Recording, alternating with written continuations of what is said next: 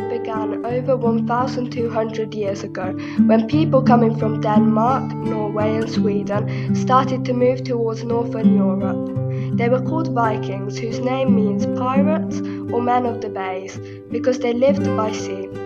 Actually, they were fierce warriors and brave sailors who spread terror wherever they went, such as England, Scotland, Ireland and northern France. Some of them, however, settled in these new conquered lands and were able to integrate with local people. That is what happened with the Normans.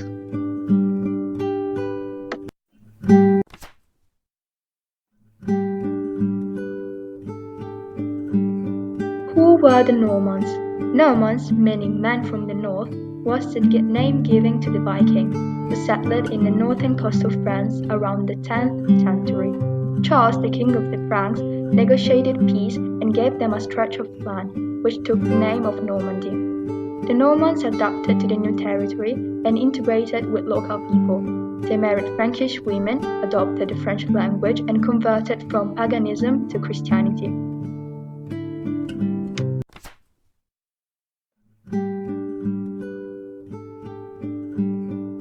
The arrival of the Normans in Sicily.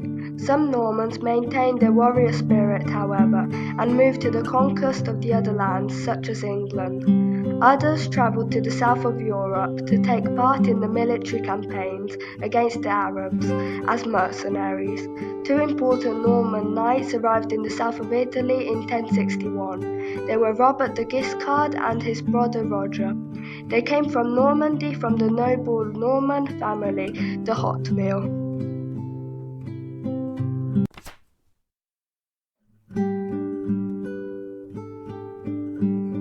The conquest of Sicily and the start of Norman era. Robert the Guiscard became Duke of Apulia, a region in the south of Italy, while Roger I was appointed Count of Sicily in 1071. The conquest of Sicily, however, was quite long and difficult. It took Roger more than 20 years to conquer the entire island. Later, in 1130, Sicily with Apulia became the Kingdom of Sicily, and the Normans dynasty of the Hauteville continued with other three Norman kings, Roger II, William I the Bad, and William II the Good.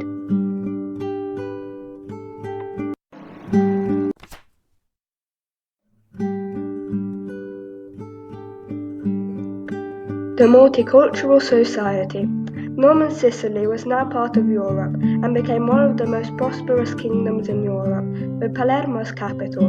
It was mainly characterized by a multicultural society, where ethnic and religious tolerance contributed to its richness, while the rest of the world was torn apart by religious wars. The Normans' success was mainly due to the fact that they were tolerant and open-minded. They did not simply rule a country, but they integrated with its people.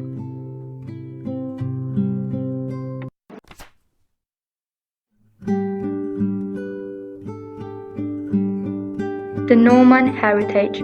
Art and architecture developed too, combining the Norman, the Byzantine and the Arab style, giving birth to the new Norman Arab art, which we can still admire in numerous churches and castles around Sicily. The Norman contribution still remains today, not only in their castles and cathedrals, but above all in their important teaching on tolerance and integration among different people, which has to be considered the most important cultural heritage.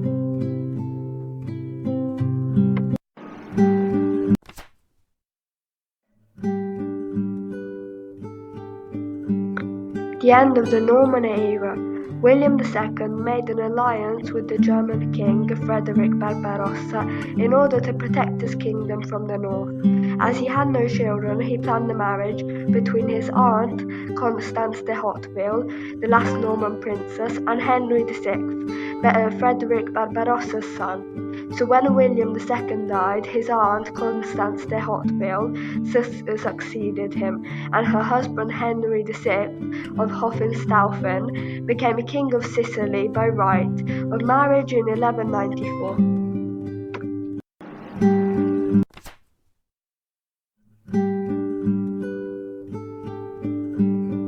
Frederick II. Constance Hauteville and Henry VI had a son, Frederick II, born on the 26th of December 1194.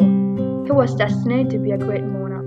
Orphanated at the age of 3, he inherited a vast reign, including the Kingdom of Sicily and the southern Italy, part of the northern Italy and Germany. He was educated at the cosmopolitan court of Palermo, where he learned to respect people of different races and religions, Christian, Muslims, and Jewish, and acquired a good knowledge of several languages: Arabic, Greek, Latin, Italian, Sicilian, German, and Norman French.